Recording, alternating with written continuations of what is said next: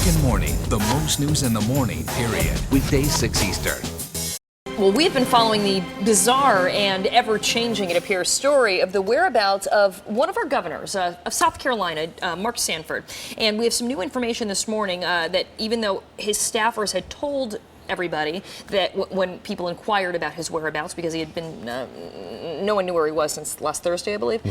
They said that he was hiking the Appalachian Trail. Now we find out today, according to the local newspaper down in South Carolina, that he was actually in Buenos Aires. Appalachian Trail, Buenos Aires. They're right next door to each other. You can make that mistake. Yeah, exactly. And our own David Mattingly has been looking into all of this. He found out some new information as well, and he joins us on the phone right now. David, thanks for being with us.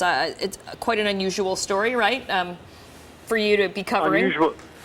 Unusual story to say the least. We were chasing the governor here in South Carolina based on information from his staff that he was hiking the Appalachian Trail, only to find out this morning that the state newspaper from Colombia intercepted the governor at the Atlanta Hartsfield Airport this morning, and he tells them he was in Argentina. He had flown to Buenos Aires at the last minute.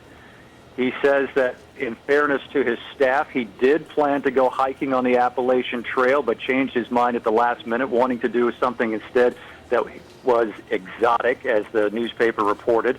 And so he flew to Buenos Aires to spend a few days there unwinding after a rough legislative session. This is something that his staff had said that he wanted to get away to clear his head, but apparently they didn't know where he was getting away to, obviously.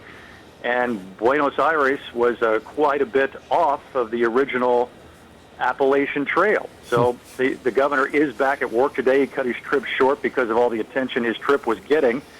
And he's back at the office today, and we're wanting to know, we've got calls into his staff wanting to know if he's going to be speaking to the media today to offer any further explanation about why he went off without being in touch with his staff or anyone else in state government. Hey, David, stay with us, because we also have on the telephone with us Gina Smith. She's the correspondent from the state in Columbia that wrote the article this morning.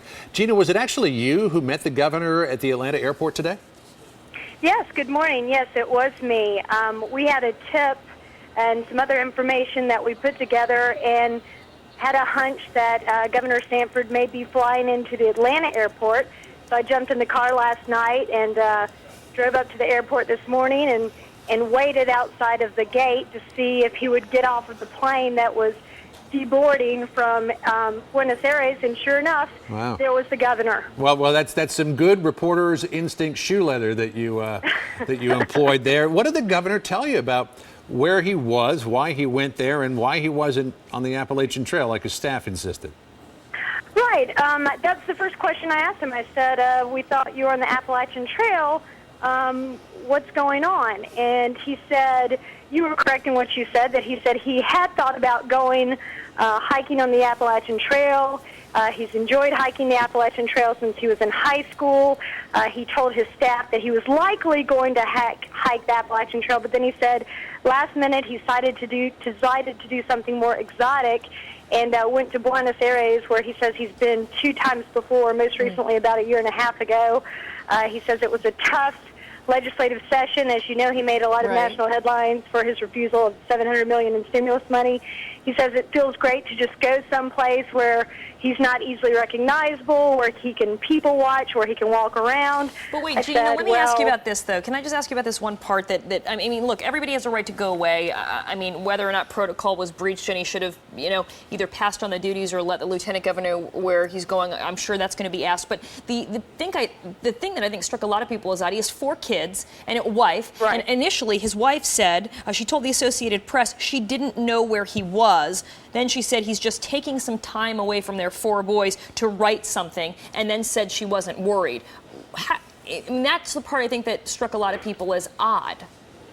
Right. I agree with you. I think it is odd, and I think there's more to the story yet to be told. We're working that angle right now, trying to put together some of these pieces and figure out what was going on. I did ask him what he did while he was away. He said he drove along the coast. He says it's a beautiful city.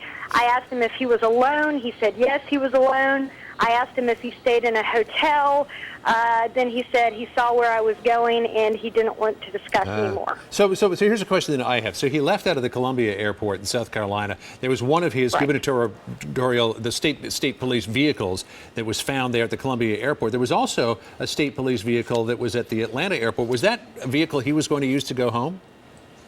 I don't know about a vehicle being at the Atlanta airport. I did ask him, though. I said, Governor, you know, you left out of Columbia on Thursday. Why are you coming back through Atlanta? And he said, well, when I talked to my chief of staff yesterday, he said there was all this media hype, all this media attention, and I thought it would be easier to come through Atlanta.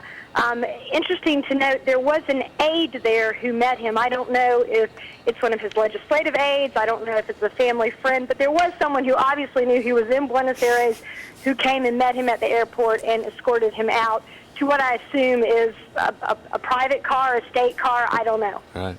Well, which then raises the question, David Mattingly, of if the staff knew that he was in Buenos Aires, why were they continuing to insist he was on the Appalachian Trail yesterday? Well, the staff was saying that they, all the way up until late yesterday evening, were saying that as far as they know, that he was on the Appalachian Trail. He only contacted the staff once, speaking to his chief of staff. That was yesterday morning, when he called in and found out about all the media attention that was being generated by his absence. All right. And meanwhile, of course, as we know, why do people care? Can you guys just sort of explain what's going on? And I'll start with Gina. Just explain what's going on with the relationship he has with the lieutenant governor. I mean, you guys were all tipped off by various other politicians saying something doesn't smell right here. Yeah, Sanford has a lot of enemies. I think that's fair to say on both sides of the aisle because he's very ideological. He disagrees a lot with his fellow Republicans. He's made a lot of enemies. So there definitely are a lot of people who would love to catch him not being where he's supposed to be. Obviously, he's term limited, so we're coming up on 2010 when there's going to be an election.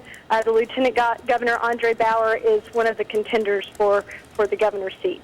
Right. And, of course, then there's also looming in the distance and some distance away, 2012 presidential election. A lot of people think he might be a contender for that. So the mystery continues to unfold. Gina Smith, David Mattingly, thanks for being with us this morning.